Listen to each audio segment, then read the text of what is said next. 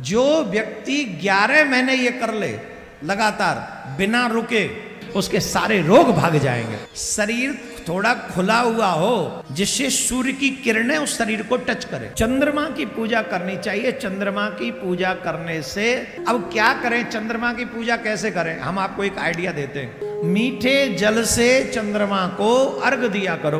तांबे के पात्र में जल भरकर रोली, कुमकुम इत्यादि डालकर, चावल डालकर सूर्य को अर्घ देना चाहिए और वहीं खड़े खड़े आदित्य हृदय स्तोत्र का पाठ करना चाहिए। जो व्यक्ति 11 महीने ये कर ले लगातार बिना रुके, उसे पूर्णतः ब्यूटीफुल निरोगी काया प्राप्त हो जाएगी, उसके सारे रोग भाग जाएंगे।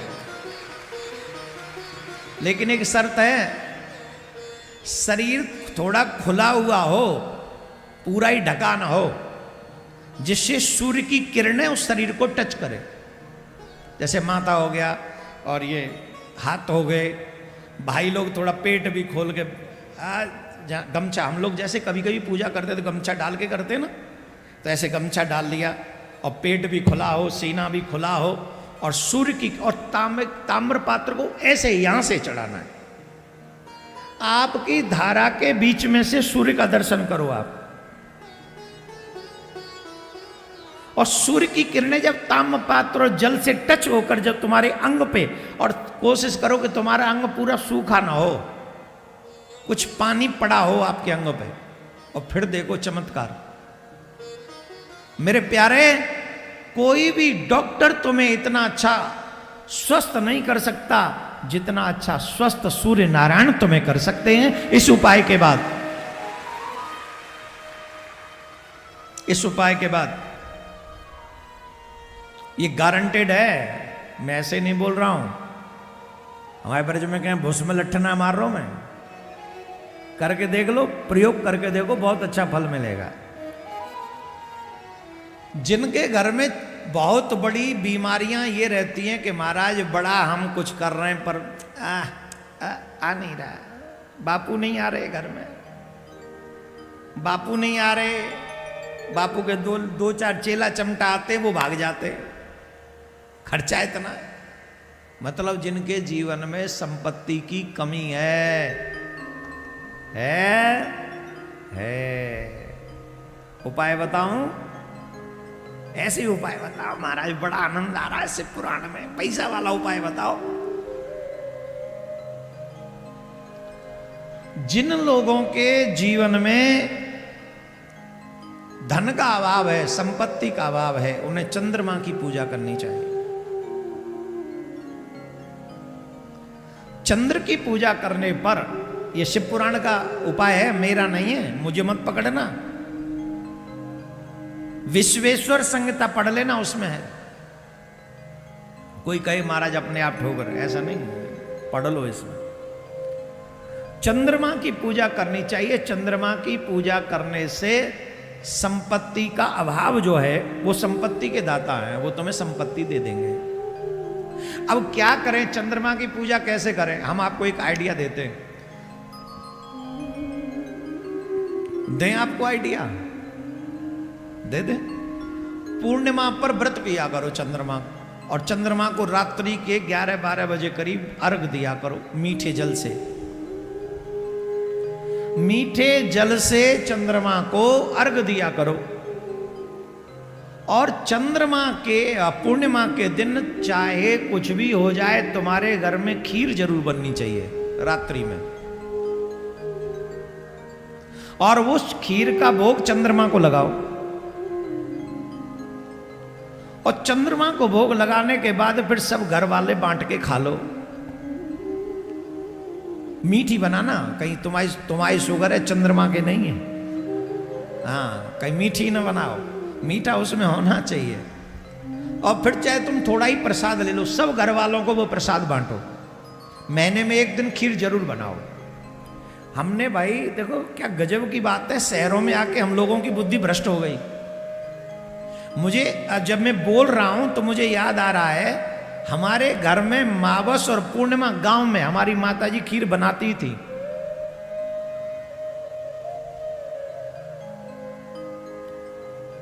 जिनके घर में गाय और भैंस होती थी उनके घर में मावस और पूर्णिमा खीर बनती ही थी।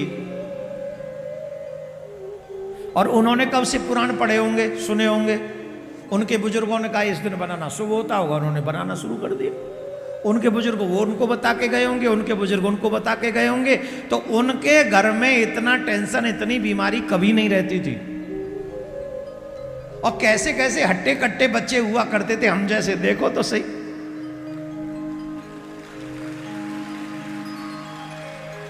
एकदम चकाचक वाले होते थे। और आजकल तो पैदा ही होते तो लुंज पुंज से। अरबपति के यहां पैदा हुआ और ऐसा है कि चलेगा कि भी नहीं, पता ही नहीं कितना चलेगा। डिफेक्टेड पीस भेज दिया भगवान ने। इसलिए शरद पूर्णिमा के दिन या पूर्णिमा के दिन, हर पूर्णिमा पे हम कहते हैं व्रत भी न रख सको तो कोई वैसे व्रत करो तो बहुत ही अच्छी बात है। अब जो पूर्णिमा पे वृंदावन जाते हैं, प्रिया कांजू के दरबार में जाते हैं, दीपक जलाते हैं, वहीं थोड़ी सी खीर भी बनवा लो और प्रिया कांजू को भोग लगाकर वो प्रसाद चंद्रमा को अर्घ देके खीर को भोग लगा के और प्रिया कांजू को समर्पित करके फिर पालो। फिर उसका चमत्कार देखो तुम्हारे जीवन में कैसा चमत्कार लाता है। जीवन में जो तमाम व्याधियां आती हैं वो मंगल की पूजा से समाप्त होती हैं। इत्यादि ये सभी 7 बारों के विषय में बताया गया। बोलो राधे राधे। जोर से बोलना पड़ेगा और जोर से। अब सुनो, आज तुम्हारे सारे इलाज ठीक कर देते हैं, ध्यान से सुनो।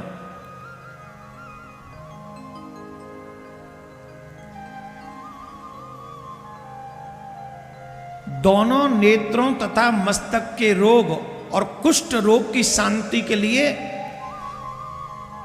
भगवान सूर्य की पूजा करके ब्राह्मणों को भोजन कराए। तदनंतर ये नियम कितने दिन बोले? चाहे 1 दिन, चाहे 1 मास, चाहे 1 वर्ष अथवा 3 वर्ष तक लगातार ऐसा करना ये साधन है। किनको बोले? जिनको नेत्रों में प्रॉब्लम हो वो सूर्य की पूजा करें। 1 दिन, 1 महीना, 1 साल, 3 साल, ज्यादा ज्यादा। जिनको नेत्रों में प्रॉब्लम है, जिनके माथे में, मस्तिष्क में कोई प्रॉब्लम है, कितनी बड़ी बात कही महाराज, जिनको कुष्ठ रोग है, कुष्ठ रोग, वो भी अगर ऐसी पूजा करेंगे, सूर्यदेव की पूजा करें, फिर ब्राह्मणों को भोजन करा दें। 1 ब्राह्मण, 5 ब्राह्मण, 11 ब्राह्मण, 10 ब्राह्मण, 51, सामर्थ्य अनुसार जितना भी, ये क्रम कर लीजिए। आपको उस रोग से निवृत्ति मिल जाएगी, निवारण हो जाएगा। जरा रोग, जरा आदि का नाश हो जाता है। इष्ट देव के नाम मंत्रों का जाप करना चाहिए। रविवार को सूर्य देव के लिए, अन्य देवताओं के लिए तथा ब्राह्मणों के लिए विशिष्ट वस्तु अर्पित करे तथा साधन विशिष्ट फल देने वाला होता है, इसमें कोई संशय नहीं। विद्वान पुरुष को सोमवार को संपत्ति की प्राप्ति के लिए, किसके लिए? जोर से बोलो, जोर से।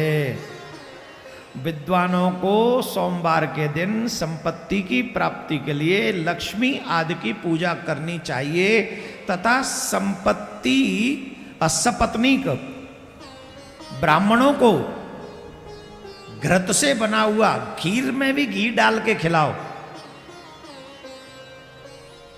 ब्राह्मणों को भोजन करा। मां लक्ष्मी बड़ी प्रसन्न होती हैं। जब ब्राह्मण देवता मां लक्ष्मी के नाम का यज्ञ करते हैं तो खीर में घी मिला के आहुति दिलवाते हैं। सोमवार के दिन आप पूजा करो लक्ष्मी मां की, और फिर ब्राह्मणों को पहले हवन हो जाए, हवन में ऐसी आहुति दो, खीर बना के, घी डाल के, और वही भोजन ऐसा ही ब्राह्मणों को करा दो। सोमवार के दिन ऐसा व्रत करने से, इस कार्य को करने से माँ लक्ष्मी प्रसन्न होती है, और माँ लक्ष्मी प्रसन्न होकर उनकी मनोकामना पूर्ण करती है और उस घर में नित्य वास करती है। बोलो राधे राधे। विद्वान पुरुषों को बुधवार को दधि युक्त अन्न से भगवान विष्णु का पूजन करना चाहिए। ऐसा करने पर हमेशा प्यारा सा सुंदर पुत्र प्राप्त होता है। बुधवार के दिन भगवान विष्णु का पूजन अन्न इत्यादि से करे और ब्राह्मणों को भोजन कराए, श्रेष्ठ पुत्र की प्राप्ति हो। अरे इतने उपाय बता दिए मैंने अब आपको, आप इतना ही समझो आज की कथा में उपायों को, ठीक है। राधे राधे बोलना पड़ेगा, ऐसे नहीं, और जोर से, और जोर से बोलो। बहुत धीरे बोल रहे हो भाई।